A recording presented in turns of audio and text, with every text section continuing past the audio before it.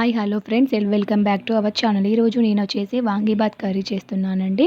ముందుగా ఒక ప్యాన్ తీసుకొని అందులో నెయ్యి వేసుకొని అది వేడయ్యాక ఒక గుప్పెడు శనగపప్పు అలాగే ఒక గుప్పెడు మినప్పప్పు వేసి దోరగా వేయించుకోవాలండి. మీడియం ఫ్లేమ్లో పెట్టి దోరగా ఇవన్నీ నెమ్మదిగా వేయించుకుంటూ ఉండాలి. అలాగే కొన్ని ఎండు కొబ్బరి కూడా యాడ్ చేయాలండి. నేనైతే కొంచెమే యాడ్ చేశాను. అలాగే కొన్ని ధనియాలు కూడా యాడ్ చేసుకోవాలండి. ఒక గుప్పెడు ధనియాలు యాడ్ చేయాలి. అలాగే ఒక 2 లవంగాలు, ఒక 2 ఇలాచీలు, ఎండు మిర్చి కూడా ఒక 5, 6 అలా ఎండు మిర్చి కూడా యాడ్ చేసుకొని మీడియం ఫ్లేమ్‌లో పెట్టి దోరగా వేయించుకోవాలండి. లాస్ట్‌కి కొన్ని గసగసాలు కూడా యాడ్ చేసుకోవాలండి.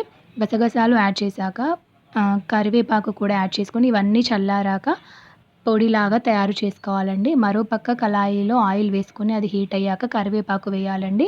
కరివేపాకు వేస్తే టేస్ట్ చాలా బావుంటుంది. అది వేశాక మనం కట్ చేసి పెట్టుకున్న వంకాయలను వేసి అందులో వేసి మగ్గనివ్వాలండి.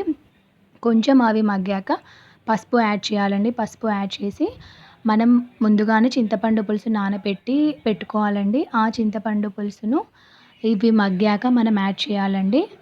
వంకాయలు మంచిగా మగ్గిన తర్వాత ఈ చింతపండు పులుసుని యాడ్ చేయాలండి. కాసేపు మూత పెట్టేసి అవి కుత అనేంత వరకు మనం దీన్ని మగ్గించుకోవాలండి. సాల్ట్ చూసి మీరు ఈ టైంలో వేసుకోవచ్చు. సాల్ట్ తక్కువ పడితే వేసుకోవచ్చండి. కుత అని అయ్యాక మనం ముందుగా తయారు చేసుకున్న పొడిని ఈ కర్రీకి యాడ్ చేయాలండి. నేనైతే ఒక 3 స్పూన్స్ యాడ్ చేశాను అలా. తర్వాత మొత్తం మనం మంచిగా కలిపేసుకొని లాస్ట్‌లో కొంచెం కొత్తిమీర యాడ్ చేస్తే సన్నగా తరిగిన కొత్తిమీర యాడ్ చేస్తే మన కర్రీ రెడీ అవుతుందండి.